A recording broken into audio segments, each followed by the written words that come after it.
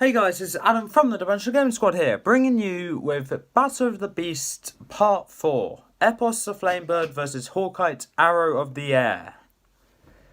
This one was a really hard one to pick a winner from. And I know I said that in the last episode, and the episode before that, and the episode before that, but this one is definitely going to be one of the harder ones for me to pick, because I was debating with myself, which one do I think should win?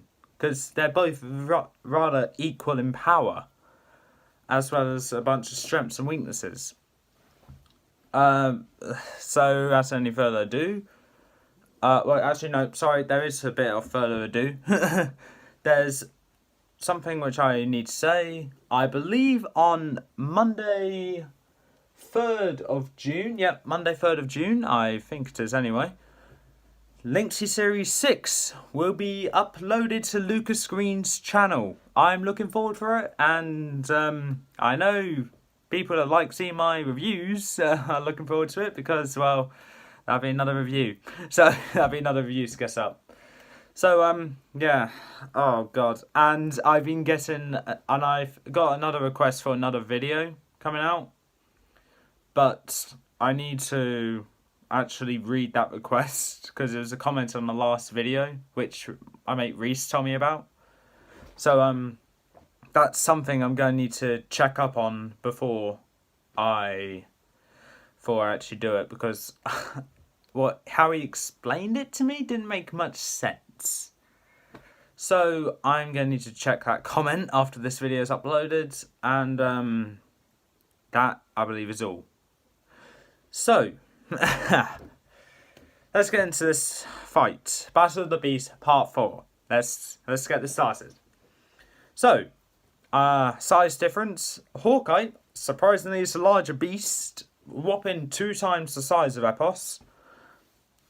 And as much as it pains me to say this, because I do prefer Epos more, Hawkite is, I would say, faster than Epos. So Hawkite has the speed advantage and the height size advantage. So yeah, well done Epos, you're doing good.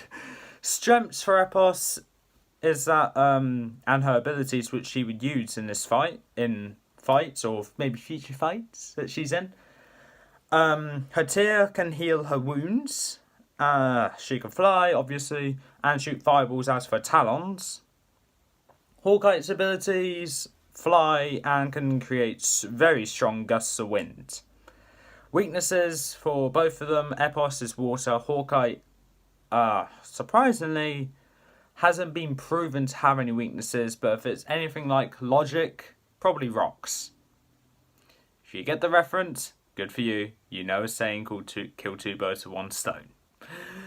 Anyway, oh god. And if I was to go along with Pokemon logic, even though this isn't Pokemon, I'll say electricity and ice will also beat Hawkite. Epos, instead of ice, would be water. Water, yeah, which it is. So that is pretty much it, because yes. So, the fight I'm picturing taking place at the Northern Mountains, because Hawkite's fight against Tom took place in an open area. Epos's took place in a volcano, both relatively open, because Epos's was above a volcano, and just to the side of it was Hawkite's was on a farmland in a field. So both open areas. So I was thinking, so there was minor bits where it was kind of confined, but I want it to be an aerial battle, so I decided to just go like, okay, so how about when they're sat down or perched, it will be a bit of a confined area, so the normal mountains, but when they're up in the air, it can be a proper fight. I was going to do it above the plains, but I didn't want to do that, because we already had a battle there, which, yeah, we're going to have a repeat battle there, because there are so many more fights to go through in round 1. And B, Hawkite's fight, if anything, against Tom took place in the Central Plains of Gwildor, that is, but farmlands, same thing, kind of, not sure. Let's check the book. check the map. Yeah, it took place in the farmland. All the Gwildorian Plains. Ooh, I didn't know that was an area. Right. Okay, so at least I got a little complaint to add on for my Series 16 review now. Anyway. Northern Mountains, when the fight's going to take place, Hawkite has the size advantage and the speed advantage. Epos just has more abilities. So, as I say before every fight begins, close your eyes, and let me weave you a tale of this fight that's about to go down. So, if your eyes are closed now, ready to picture it, picture the Northern Mountains. Like how you see it in Arctor or Rathcore. No, is it Rathcore? Yeah, Rathcore and a bunch of other beasts that take place in the Northern Mountains area. So, Shamani, pretty sure there's something else, but I can't remember. Torno? Yeah, Torno took place in there. So, yeah, any one of those books, or all of them, if you read them. And there's your vision of the Northern Mountains. So, yeah. I'm picturing it now in my mind's eye, but my mind's eye seems to be a bit blind, because all I'm seeing is a picture of myself talking to a camera. Very lonely. No friends. Okay, so we're at the Northern Mountains. Hawkite is flying around there, obviously confused where she is, since she guards Gwildor for crying out loud, but now she's in Avantia, having no idea where she is. So she just sits on the mountain, just grooms her own feathers, just grooming her feathers. Then she senses a disturbance in the air, being Epos flying towards her to try and scare her back to Gwildor and get her off Avantian territory. A fight breaks down when Hawkite spots Epos, and they both start flying. I really can't explain it because I hate. As much as I love aerial battles, I can't describe them for anything. So they both start flying, and they both start flying straight towards each other. Now, I just remembered in Falra, Epos was shown to do sharp turns very easily. So they both start charging straight for each other, but right before impact, Epos ducks downwards. Hawkite overshot her aim, because, well, Epos moved, and starts turning around for another attempt. Epos, having the free time that she has, starts shooting a fireball at Hawkite, but Hawkite notices this and starts creating a gust of wind to try and blow the fireball back towards Epos. It succeeds, however, it misses and hits a bit of the Northern Mountains. Let's say it hits Arctor's cave. So Arctor is now annoyed, but Arctor is not in this fight. If I'm correct with where I can see it, which yeah. Arctor is going to be waiting for a while before he gets in his fight. But, okay, back to this fight. So they start charging to each other again. Hawkite, predicting that Epos to do the same thing, moves upwards when they're about to go into each other, and succeeds because Epos goes like whew. So Hawkite goes upwards to try and hit Epos and successfully grabs her talon to pull her down and try and slam her, if she could, into the Northern Mountains. However, with Epos plummeting down, Epos manages to regain control and starts flapping just above the Northern Mountains. Hawkite looks down upon Epos in rage and starts soaring down towards her, tucking her wings to get more speed down. Epos shoots a fireball up towards Hawkite. Hawkite swiftly dodges it and continues soaring down towards Epos. Epos has a bright idea. And right before Hawkite's about to crash into Epos to tackle her to the ground, Epos moves to the left. That's the right for you, but the left for me. Hopefully, anyway, from where I'm guessing this.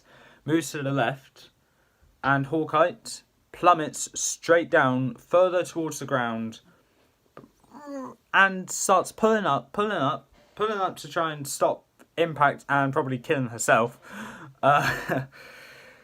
just damages her talon when trying to lift herself back up. So she is injured now. So she flies back up to get eye level with Epos. Epos is now flinging fireballs left, right, and forward towards Hawkite. Hawkite swiftly dodges them all. However, lacking talon, some of the fireballs hits that talon and basically starts burning like hell right now. And some of the fireballs has also got some of Hawkite's feathers as well.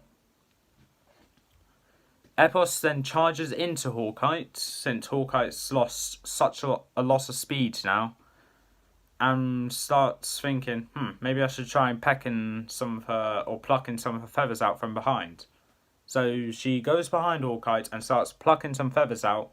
However, Hawkite having one of those long necks, just twists her head around and starts plucking at Epos's eyes, causing Epos to go blind. She's legally blind now. Hawkite being damaged from all this, Epos flies away, trying to regain control, having to rely on her hearing now and smell to find Hawkite. Hawkite's resting on the ground, very injured from her plucking and her talon, obviously. Epos charges right towards her, soaring like Hawkite did, right straight towards her. Hawkite realises this and creates a very large gust of wind to try and slow her down. It succeeds, but it doesn't stop her from plummeting towards her. Instead, it just extinguishes the flame on Epos. Epos is now just a bird, just an oversized bird. No flames on Epos whatsoever now. So Epos is blind, has no flames. Hawkite has a very bad leg now and plucks feathers all around her.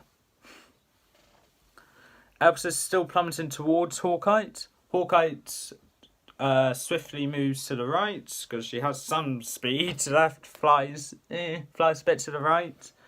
And Epos goes straight down, hitting the earth. Hawkite comes back, pins Epos down by the scruff of the neck with her remaining talon, and starts using her beak to lift her head up and stab repeatedly Epos in the chest with her beak. And that probably sounds like a very bad fight on paper, but that is how Epos will die. So, I'm sorry if that's a bad description of how I think the fight would go out, but aerial battles are going to be a tough one to try and describe in the fight. Because they can literally go any way. Wow, my hair is a mess. They can literally go any way. So, I think, personally, even though I wanted Epos to win, Hawkite is the winner in this fight. So, yes, Epos did amazing, had a really good shot, but at the end of the day, I think with the size advantage with Hawkite's size being 2 times the size of Epos, and Hawkite's agility being a really important attribute as well. Yes, Epos does have good turning skills that can sharply turn at the last possible second. I don't think that'll be enough to actually beat Hawkite. Yes, it could have worked, but I don't see it happening, so Hawkite wins the battle. Hawkite wins the 4th Battle of the Beasts. Epos has been defeated. The strongest beast in Series 1 has just been defeated. Debatably the strongest beast, in my opinion, it is. So, with Hawkite as the 4th beast to make it through to the next round, and Epos the 4th beast to not make it through to the next round, that's all I can say about these books. About these beasts. It was a good fight. Okay, not the best, I'll openly commit. But, I think this video was... I don't think it was probably the best. Like I said, it wasn't the best fight. And honestly, not the best comparison to these. Because with these beasts being too similar and having not many weaknesses, I think when I first saw this fight matchup, I was like, okay, Epos will win. She's the Phoenix. But me and Lucas thought, to be fair, if Epos does not have the regeneration ability. So, Epos has lost. Because, yes, she could have won, but there's no way you're going to win a fight if your best ability is a regeneration ability. You're not the Doctor! So, Epos has lost, Hawkite's won. That is the end of this fight. And that is the end of this video. Join me next time, which will either be a Series 15 Beast review, Velmal's Revenge. I'm looking forward to having him back. Or it will be a Mixes the Bug Queen versus Vespic the Wasp Queen. My favourite beast versus the only other bug-like beast. And they're both amazing beasts. Anyway, that is all for this time. If you liked what you saw, leave a like, leave a comment. Don't forget to subscribe. Please make sure to press that little notification bell down in the corner below. Like I said, I'm looking forward for Series 6 of the Links to Series. And the new voice actress playing the male character. I can't remember what version of this guy that she does a really good impression of. But I know it's a Joker. And the actor's name is the first name Mark. I can't remember the second name. I'm sorry about that. But it's an impressionist. The actress is someone that could do a really good impression of this dude Mark's Joker. Which I'm not a big fan of DC, so I won't really know. Here's a brief explanation of my knowledge of Marvel's DC. Marvel, it could be, I don't know. My knowledge on Pokemon or Beast Quest. I've been playing Pokemon for 11 years now. Beast Quest, with it being a rather easy series to read, and I've gone through pretty much 82 books on this channel. 85 books on this channel. I have a vast knowledge on it, along with the reviews that Lucas uploads. With DC, it'll be like this. That's how much knowledge. Imagine it's like a little book. That's the knowledge I have on DC. And that's only the name of some DC superheroes along with some villains. So, I'm not going to do the outro again. I'm just going to say either this will be my next video or Beast Review Part 5 will be my next video. I may have another one, but I'm kind of topped up with requests right now. I may do a video which you request, but I do have my schedule sorted out for quite a while with all this Battle of the Beast stuff. But anyway, I'll see you next time.